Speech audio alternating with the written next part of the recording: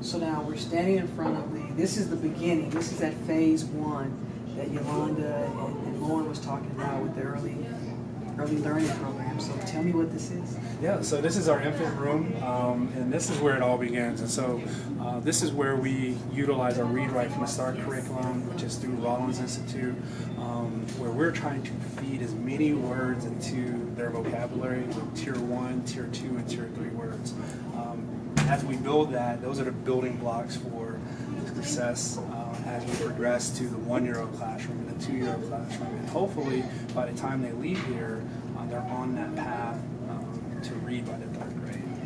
And then when they progress from here to here, this is our 1-year-old classroom. And so in our 1-year-old classroom, they're very all similar in the setup. So we have centers, we have art centers, science centers, you have your big learning centers. And so as we progress from the 1-year-old classroom to the 2-year-old classroom, their development and the tools and the things that we have, and the manipulatives and all those things, build with them as they progress. So the tables are a little bit lower here.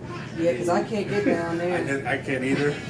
Arthritis won't help it, but as you progress, the tables get a little taller, the centers get a little bit bigger, and then the science experiments and all those things progress. And so we add in a lot more STEM infusion into that. So as you see here, we're doing STEM and STEAM with your water areas and your sand and getting them to touch and be able to feel things.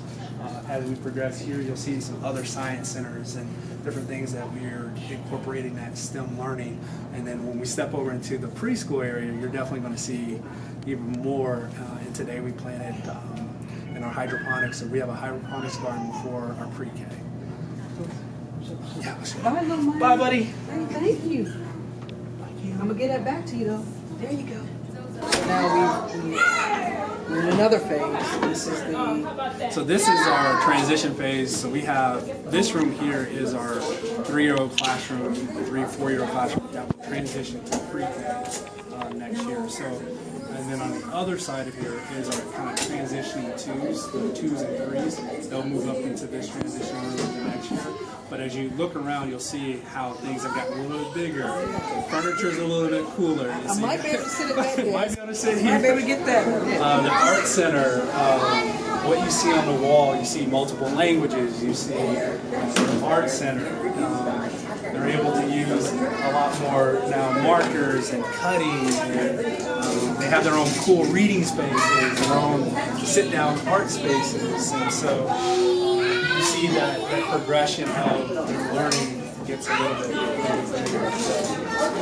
And similar here, you have, these are 2-year-olds, young 3s, and so this is where they're learning, of course, shapes, colors, letters. And our ultimate goal is when we send them off from here, that they're entering kindergarten with excelling at that kindergarten level. So they read.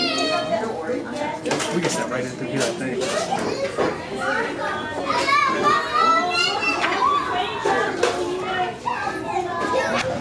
This is our pre-K classroom. So these kids are they're ready. This will be our graduating class. We'll send them off to Centennial Academy. We'll send them off to whatever surrounding school that they're home. Predominantly, a lot of these kids are transitioning to Centennial Academy. As you look around the rooms, you see really the exact same kind of concept. Now it's a little bit more robust. And because they're able to understand what we're trying to teach. And so, I don't know if you look around, every room has something growing or something living. This is our hydroponic farm. They just planted some kale today, and so this will begin to grow. There's actually a plant down in there. If you look, there's some chives, and there was a plant that we planted earlier just to show them what it will become. And so as they all have their spot where they put their kale, so they'll watch it grow. And so this is one of our things that we really try to push from a STEM and STEAM type of thing here in our early learning center. How much fun are you having? But you're in charge too. Since we started, you've been smiling. Oh yeah, it's Fun Friday, right? I mean, you can hear the kids. But seriously though, the progression, the first room, say here, and you mentioned about the graduate, they're ready to go next door to the CCD. There's a feeling that comes over you. I can see it. Yeah, it's funny because you look around and I've seen these kids when they were smaller and They were in now that other room. they're in the other room, and you get to see that progression.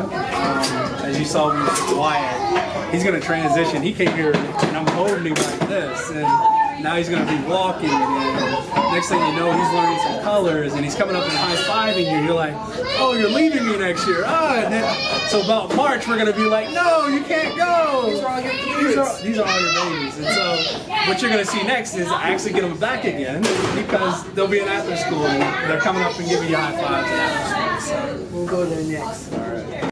What you're going to see down here is they're learning the beginning blocks of robotics and coding. Over the course of the next semester, they're actually going to build their robot from scratch.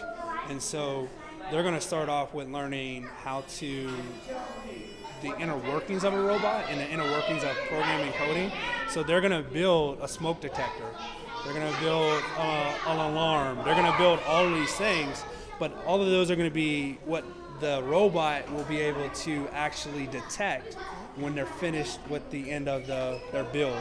So they're going to learn all the inner workings first and then build their robot. This is the free-for-all fun space.